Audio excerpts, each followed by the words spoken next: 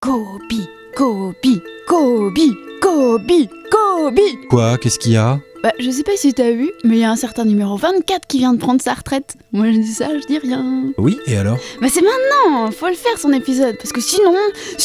Sinon quoi? Bah ça va mal finir. Tu veux dire mal finir comme ça, là? Oh non, c'est un petit peu trop violent ça. Mais c'est qui le méchant monsieur qui agresse Michael? C'est William Lembeer Jr. Tiens, bah tu sais quoi? Je vais te raconter son histoire.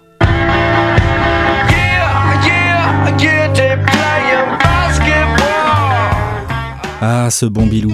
Qui aurait pu prédire que ce garçon issu d'une famille aisée, plus enclin au départ à jouer au golf qu'au basketball, et qui s'était inscrit à la draft NBA parce que c'était un job amusant, deviendrait un jour l'un des plus grands équarrisseurs à avoir jamais foulé les parquets de la Grande Ligue. Car oui, quand on a été surnommé The Prince of Darkness, A Street Thug, An Axe Murderer, ou encore His Anus, c'est qu'il doit y avoir une raison. Quelques-unes, ouais, en effet.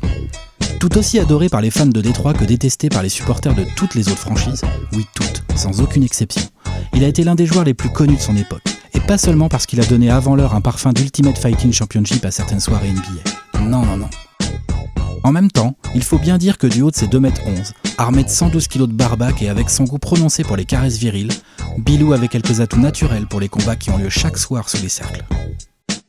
Avant de devenir une icône dans le Michigan, Bill est arrivé en NBA dans l'anonymat le plus complet, à Cleveland, chez des Cavs qui, sans le savoir, ont réalisé un steal en le choisissant en 65e position lors du 3e tour de la draft 79. Pour autant, Bill n'a débarqué qu'en 1980 dans l'Ohio, après une petite année en Italie où il a joué pour le Pinti Inox de Brescia.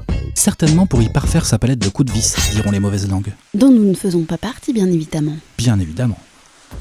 Remplaçant et ne trouvant pas trop sa place malgré des stats tout à fait honnêtes pour un joueur dans son année de rookie, il fut échangé au cours de la saison 81-82 contre 3 cacahuètes et se retrouva à Détroit où un certain Isaiah Thomas venait de se faire drafter. En 82-83, il fut titulaire pour la première fois sur un exercice entier et il en profita pour poser un bon gros double-double de moyenne avec plus de 13 points et plus de 12 rebonds. Mais trop juste, les Pistons resteront à quai et ne verront les playoffs que depuis leur canapé. Du coup, l'été suivant, souhaitant faire franchir un palier à ses troupes, la franchise du Michigan décida de se séparer du coach Scotty Robertson pour embaucher Monsieur Chuck Daly. Oh, en voilà une décision lumineuse. Le genre de décision qui change totalement la destinée d'une équipe. Car pour ceux qui ne connaissent pas Chuck Daly, sachez qu'il était un véritable génie de la gestion des hommes, doublé d'un tacticien redoutable.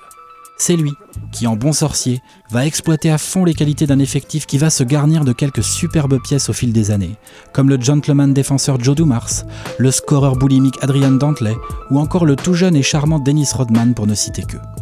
C'est lui qui va encourager ses gars à pousser l'adversaire dans ses retranchements ou hors du match. Bref, c'est lui qui va insuffler aux Pistons cette mentalité de bad boys parfaitement relayée sur le terrain par Thomas et Lembeer. On va pas te souhaiter de reposer en paix, Chuck, car c'était pas ton truc, mais franchement, le cœur y est. Un gros cœur avec les doigts même.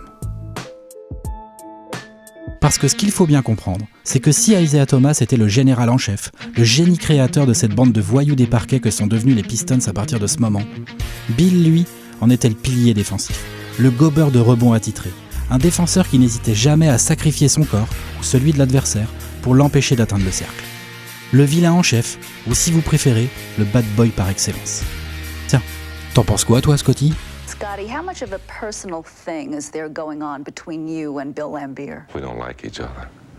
And, you know, I see him out on the court and I know every opportunity that he get at me, that he's gonna take a cheap shot. Mais Lembeer n'était pas seulement un découpeur sévissant dans les raquettes comme un commis dans l'arrière-salle d'une boucherie. Il était avant tout un pivot au sens du rebond très développé donc, un véritable maniaque du rebond défensif. Déjà que laisser marquer un attaquant lui était difficilement supportable, laisser une deuxième chance à l'ennemi était inconcevable pour le grand Bill. Non, c'est pour moi ça. Allez, dégage-toi. Et au-delà du rebond, Bill était un défenseur dans l'âme. Pas si athlétique, pas si mobile, mais toujours très concentré, bien placé, prêt à aider, à chipper un ballon ou à contrer si l'occasion se présentait. Un vrai patron de défense. Et puis vicieux le bonhomme. Certainement l'un des plus fourbes et truqueurs de l'histoire. Un des premiers vrais floppers. Passé maître dans l'art d'exagérer le moindre contact, alors qu'il en donnait le triple à chaque fois qu'il en avait l'opportunité. Vous voulez un exemple ? Tenez, ici à vitesse réelle, on a l'impression qu'il y a coup de coude de Bill Cartwright. Lembeer en rajoute un peu, jusqu'à ce que l'arbitre expulse le taureau. Et puis le ralenti arrive. Et l'Oscar du meilleur acteur est attribué à... Bilou. Bref, Laimbeer pouvait se battre sur un parquet, c'est un fait incontestable. Mais il passait surtout beaucoup de temps à provoquer, à énerver, à faire péter un câble à ses adversaires. Tiens Mahorn, tu veux bouffer un ballon ? C'est bon les ballons, hein ? Pas de pitié entre anciens coéquipiers. Et toi Charles, qu'est-ce qu'il y a ? Tu veux qu'on en parle ? J'ai pas la sensation qu'il ait très envie de parler. Tu sais, nous les mecs, parler, c'est pas trop notre truc. Bon, faut quand même avouer qu'il avait un certain talent pour foutre le bordel sur un terrain de basket, notre ami Bill.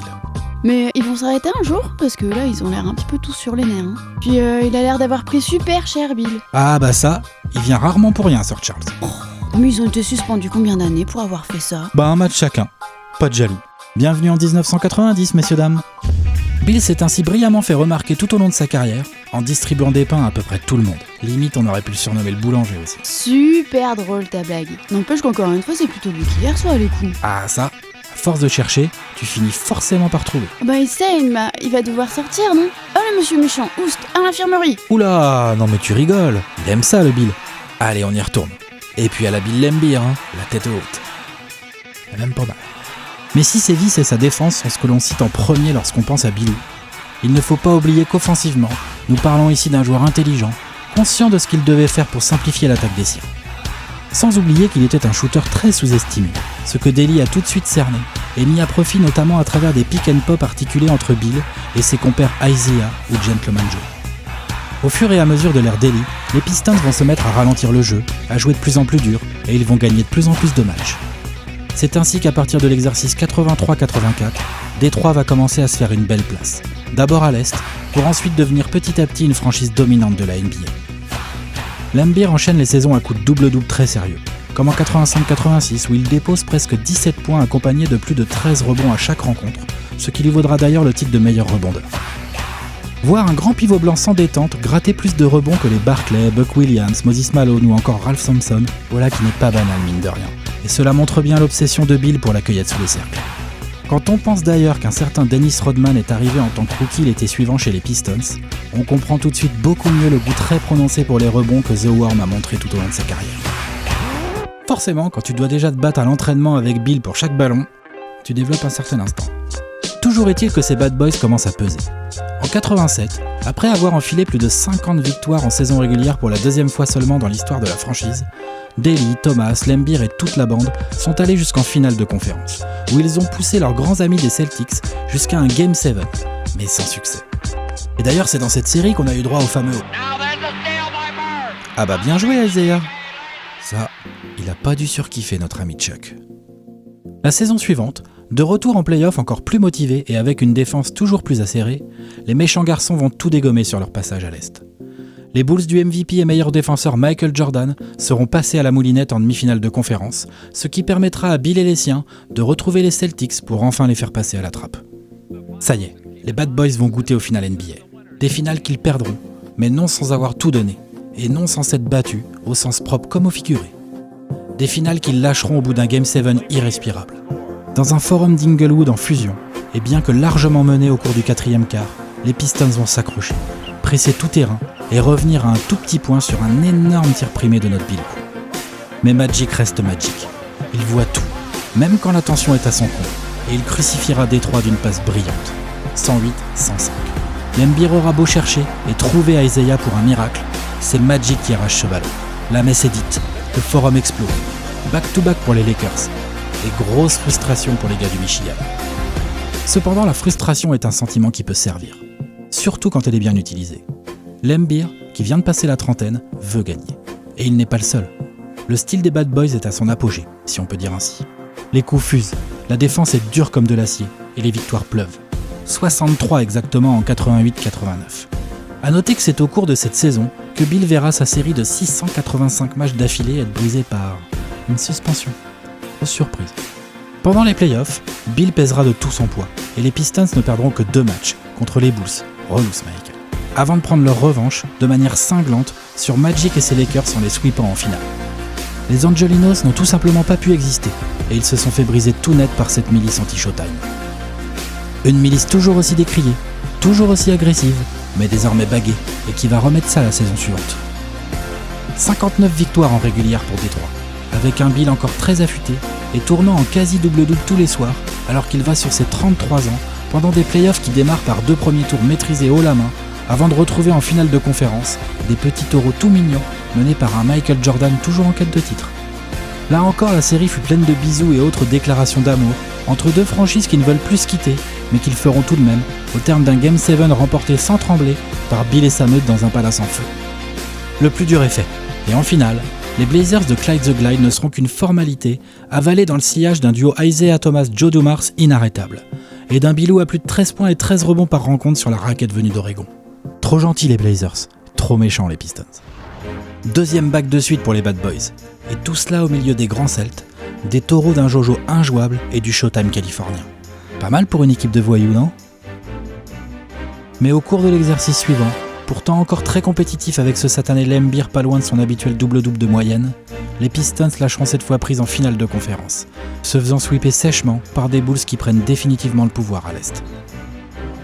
William et sa bande quittèrent d'ailleurs le parquet sans serrer la main de leurs adversaires, car ils étaient, selon notre Bill préféré, et je cite, « juste une équipe de chouineurs ». Et comme dirait Tata Nicole, c'est pas le remords qui l'étouffe. Hein. Oh yeah, I was the one that was the instigator of walking off the court. Did it feel good doing that? Did it feel good for me? Absolutely. Voilà. Cette cuisante et peu glorieuse défaite entraînera d'ailleurs le déclin des Pistons. Laimbeer a maintenant plus de 34 ans, et hormis le fait qu'il prêtera son nom à l'adaptation d'un jeu vidéo sur Super Nintendo, le fameux Bill Laimbeer's Combat Basketball, il a de plus en plus de mal à imposer sa loi sur les parquets. Son dos commence à le faire sérieusement souffrir, ses genoux aussi, et Bill va tranquillement finir sa carrière de boucher à Détroit. Il raccrochera définitivement en 94, et même si le Hall of Fame ne voudra jamais de lui, il restera avec quelques-uns de ses coéquipiers des Bad Boys, le seul joueur à avoir un bilan positif en play-off contre Larry Bird, Michael Jordan et Magic Johnson. On en connaît certains que ça fait rêver une telle stat. En NBA, comme dans tous les autres sports, la plupart des joueurs cherchent non seulement à remporter des titres, mais également à se faire apprécier du public, des fans, des observateurs ou de leurs pairs. En NBA, l'image est une donnée centrale qui influence énormément la carrière et les choix d'un basketteur. En NBA, il faut gagner et être aimé pour véritablement marquer l'histoire. À ce qu'il paraît. Parce que Bill, lui, se moquait pas mal d'être apprécié ou de soigner son image. Il a fait ce qu'il savait faire. Il a imposé son style, trouvé sa place au sein d'une des plus grandes défenses de l'histoire de la Grande Ligue et en est devenu le point d'appui. Tout au long de sa carrière, il a appris à aimer se faire détester, et c'en est devenu sa force. D'ailleurs, ce n'est pas un hasard si son jersey au numéro 40 trône fièrement au plafond du palace. Car grâce à ses coups, sa défense, ses provocations, sa sueur voire son sang, Bill Laimbeer a gagné sa place parmi les légendes de la balle orange. Et ça, rien ni personne ne pourra lui enlever.